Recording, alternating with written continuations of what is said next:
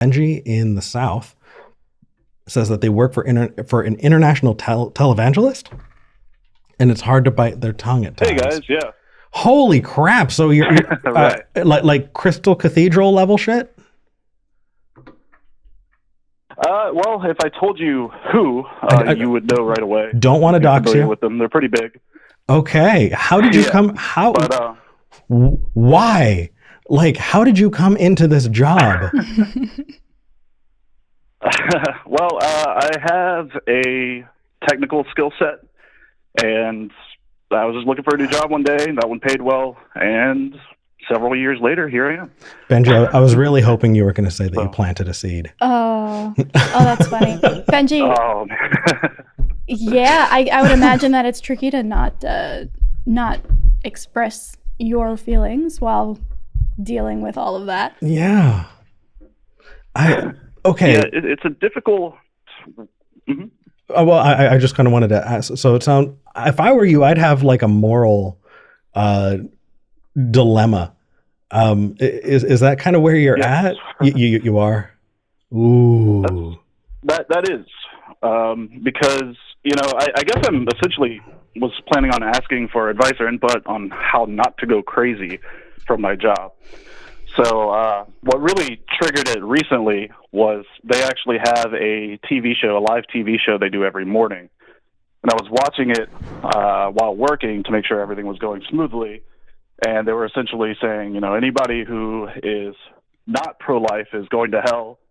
And is fired, I'm sure. Being a leftist guy with a lot of female friends, woman friends who are very scared and upset right now, it really struck me. I was like, man, I'm helping these guys put out this really toxic ideology, and really I kind of feel in some way responsible for being, they would do it either way, but yeah, it's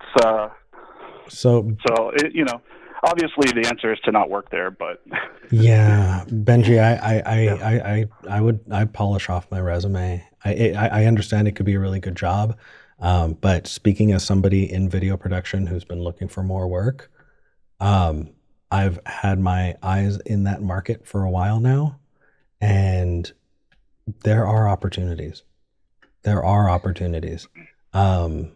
Because I could not imagine the turmoil of that feeling that you must be going through. Yeah, it's rough. The only other option, I think, is just become a mole and gather as much dirt as humanly possible and just report the shit out of them. I do plan on publishing a tell-all once I'm done with my employment there. Oh my God. Well, when that happens, I even have the name, sex, drugs, and televangelism. It's going to be great. It would sell. It would sell. You should, give us a call when you finish it. But if you're gonna, unfortunately, we cannot tell you that it's all fine and you should keep doing what you're doing. I've been in a similar position where I've had to really think about, do I want to work where I'm working in the past? Because there are things that you just can't put your stamp on, and there's just too much turmoil inside to it's not a fair trade-off. There is no amount of money that you could make, I would imagine. I have not made buckets and buckets of money, but I would imagine that the amount of money that you would have to make feeling guilty all the time and questioning if you're doing the right thing worth it. Ooh. Can I add a caveat though? Yeah. This is all predicated on a privilege that we shouldn't take for granted. Benji, if that's your only income, if you're stuck, then making sure that you're okay is okay. Mm-hmm. Taking care of yourself and making sure that you have a roof over your head or food in your mouth, those kinds of things, taking care of your basic needs are incredibly important. And I said polish off your resume. I didn't say quit tomorrow. Yeah. So even though we're talking about the moral and ethical implications and all of that stuff, if you are looking for something else, you can feel a little bit better. You know, if you're just making sure that you're able to survive, that is understandable and okay. Like, I do want to make sure that I clarify, because I'd hate for people to think, oh, well, you know, I should put myself out on the street. That is a good call. Yeah. Someone in the comments says you can make NFTs. Oh, God. Like a tool. Yeah, thanks for clarifying, because, I mean, I do advocate, you know, on the side for, you know, women's rights, LGBT rights, minority rights, you know. And a friend of mine told me, you know, just keep doing that, and maybe your morality can be, I guess, balanced out. But well, I mean, here's the thing. It's not like there's a society that's pressuring you.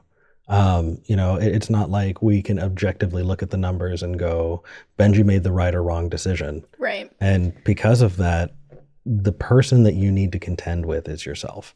What you feel comfortable with is on you. And if you're like, you know what, I can balance that out, we can disagree with you, but that doesn't really freaking matter, because you're the one who needs to go to bed with you at night. You know what I mean? Like, so take that with a grain of salt. Our evaluations are not your evaluations, and your evaluations are going to be what matters the most in the decisions that you make.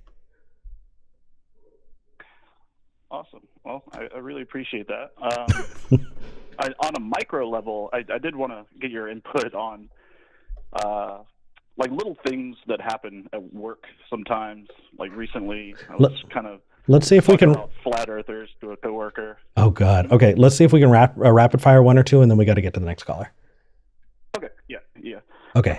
But you know, we were talking about flat earthers, and then he started getting into young Earth creationism, and I found out that he is a young Earth creationist, and he started talking about Kent Hovind and how he helped him and with his thing in Alabama, and he starts talking about, you know, the quote unquote science behind it, and at that point, I'm just yeah. Like, okay. If you want, have any like yes, idea yes, on how I could, you know, should I just Ron Wyatt. Bring up Ron Wyatt and see what happens. Oh yeah. I think that would be a really, really funny. So Ron Wyatt is such a freaking nutcase that even the young Earth creationists, help me, what's the name of the group that made the Ark Park? AIG? Yeah, AIG. AIG actually denounced Ron Wyatt. Wow. I know, right? Yeah, the guy said he discovered everything: blood of Jesus and cherry wheels at the bottom of the Red Sea and Tower of Babel. Just doing lots of discovering. Yeah. Just if I were you, I'd pick there, because if the person is, you know, oh, absolutely, this is true, then you can point out that AIG is against it, you know, and look into it. And if he says, oh, that's bullshit, you know, like just a little cognitive dissonance could be fun. Also, though, like, go work somewhere where you can have really good conversations with coworkers who are morally aligned or scientifically aligned. Like, those places exist. The other thing here is not just, do you feel comfortable with yourself? It's also, hey, it's possible that those kinds of awkward, just awful conversations at work don't need to be happening either. And it's really nice to work at a place where you actually like your coworkers. Yeah. But we do need to move on. Benji, tell us when this book comes out, because like we're gonna buy it. And good luck to you. Yes. Okay, will do. Thank you for calling. All right, thanks a lot, guys. Big fan. Bye. Okay. Oh my goodness.